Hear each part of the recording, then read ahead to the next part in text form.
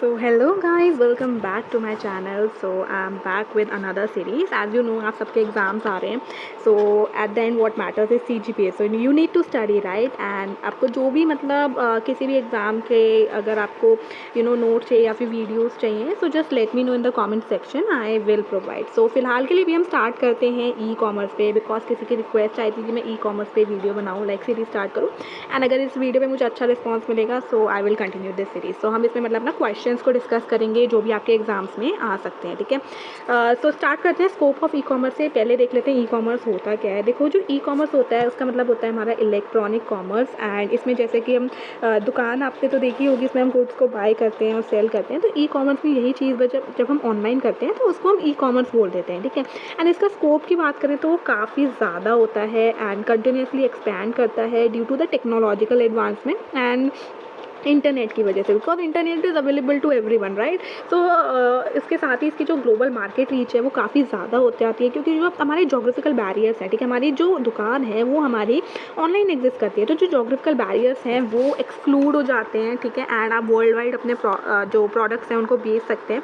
And small business भी like international customers को target कर सकते हैं. ठीक है, फिर इसके बाद हम बात करें अगर इसकी अवेलेबिलिटी की, तो ये जो होता है ना ई कॉमर्स वाला स्टोर, ये एक traditional brick and mortar store यानी कि जो आपकी फिजिकल दुकान होती है उसकी तरह नहीं होता है. ये पूरे टाइम चलता है, राइट. लाइक आप अमेजोन पे रात को 2 बजे भी शॉपिंग कर सकते हो और सुबह के 4 बजे भी शॉपिंग कर सकते हो. तो कस्टमर को काफ़ी ज़्यादा कन्वीनियंस देता है, who can like shop any time. ठीक है, फिर उसके बाद इसमें जो बिजनेस मॉडल्स हैं वो काफ़ी सारे होते हैं, जैसे कि बिजनेस टू कंज्यूमर होता है, जैसे कि आपका ऑनलाइन रिटेल स्टोर हो गया. बिजनेस टू बिजनेस होता है, जैसे कि होलसेल हो गया. फिर इसके कंज्यूमर टू कंज्यूमर होता है, जैसे कि रीसेल हो गया. And consumer to business model भी होता है, जैसे कि फ्रीलांसिंग सर्विसेज हो गई. ठीक है, फिर इसकी बात करें कॉस्ट की, तो जो कॉस्ट होती है ना हमारी ई कॉमर्स प्लेटफॉर्म्स की, उसमें जो हमारी ऑपरेशनल कॉस्ट होती है ना ई कॉमर्स में, वो काफ़ी ज़्यादा रिड्यूस हो जाती है, क्योंकि अब आपकी जो दुकान है वो आपकी फिजिकली एग्जिस्ट ही नहीं कर रही है, तो आपको ना ही कोई रेंट देना है, ना ही कोई फिजिकल इंफ्रास्ट्रक्चर का खर्चा उठाना है, ना कोई यूटिलिटी देना है.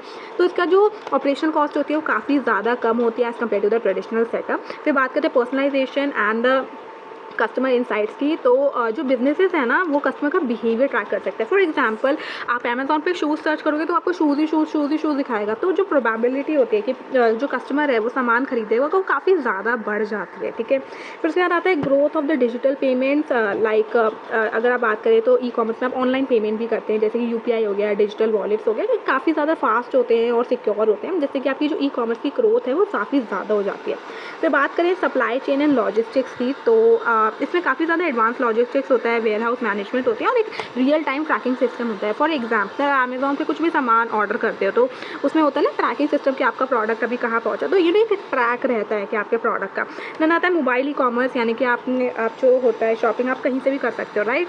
आप अपने मोबाइल से कर सकते हो, आप कहीं पर भी पार्क में कहीं पर भी बैठ के आप शॉपिंग कर सकते हो. तो वो काफ़ी ज़्यादा एक वाइड एक वास्ट एरिया देता है आपको अपने बिजनेस को बढ़ाने का. देन आता है अपॉर्चुनिटी टू एंटरप्रेन्योर. अब ई कॉमर्स जो होता है ना एक प्लेटफॉर्म देता है for the startups and the small business, जिससे कि वो मार्केट में एंटर कर सके विद द मिनिमल इन्वेस्टमेंट, क्योंकि ई कॉमर्स में आपकी इन्वेस्टमेंट क्या लग रही है, कुछ नहीं, सिर्फ आपको अच्छे से मार्केट करना है अपने प्रोडक्ट को. ठीक है, फिर आता है डिजिटल मार्केटिंग एंड एडवर्टाइजिंग. अब जो ई कॉमर्स होता है ना वो हमारी मॉडर्न मार्केटिंग टेक्निक, जैसे कि SEO हो गया, सोशल मीडिया मार्केटिंग हो गया, या फिर इन्फ्लुएंसर मार्केट हो गया, इन सबको सपोर्ट करता है. एंड ईमेल कैंपेन्स हो गया, एंड जिससे कि क्या होता है जो सेल्स होती है और जो विजिबिलिटी होती है वो काफ़ी ज़्यादा बढ़ जाती है. अब आप खुद सोचो, कोई इन्फ्लुएंसर आपके प्रोडक्ट को प्रमोट कर रहा है तो आपकी विजिबिलिटी बढ़ेगी, आपकी सेल्स बढ़ेगी जिस वजह से. ठीक है, देन बात करते हैं एक्सपेंशन एंड सर्विसेज की, तो जो ई कॉमर्स है सिर्फ गुड्स तक ही लिमिटेड नहीं है, उसमें काफ़ी सारी सर्विसेज भी इंक्लूड हैं, जैसे कि ऑनलाइन एजुकेशन हो गया, banking and financial services, ticket booking, food delivery.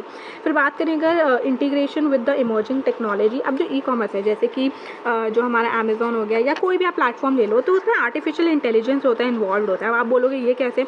अब आप खुद सोचो ना, आपको कहीं पे भी किसी प्लेटफॉर्म पे ले, फ्लिपकार्ट पे शूज़ देख लो तो आपको इंस्टाग्राम पे भी वो शूज़ ही दिखाने लगता है, शूज़ की ऐड, अमेजोन पे भी शूज़ की ऐड दिखाने लगता है, सब चीज़ों में.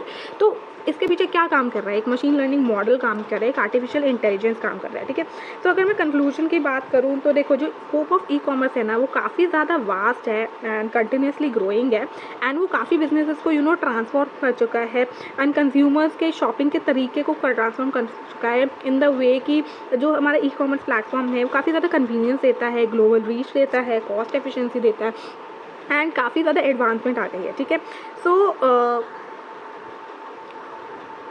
If you want, okay, so अगर आपको कोई भी क्वेश्चन आए ना मतलब ई कॉमर्स से related, so you can like write this answer for like good of 15 marks. तो ये कुछ पॉइंट्स हैं, इन पॉइंट्स को ना याद कर लेना। बेसिकली ये जो हेडिंग्स दी हुई है ना, अगर आप इनको भी कर लोगे ना, so you would be I think able to write the answer, ठीक है। तो just make notes of this headings and मिलती हूँ आपसे नेक्स्ट वीडियो में इसी सीरीज़ के। इफ इस सीरीज़ को यू नो थोड़ी सी पॉपुलैरिटी मिली so that I can get the motivation. So just like this video, subscribe my channel and do not forget to hype my video. मिलते हैं आपसे नेक्स्ट वीडियो में, till then bye bye.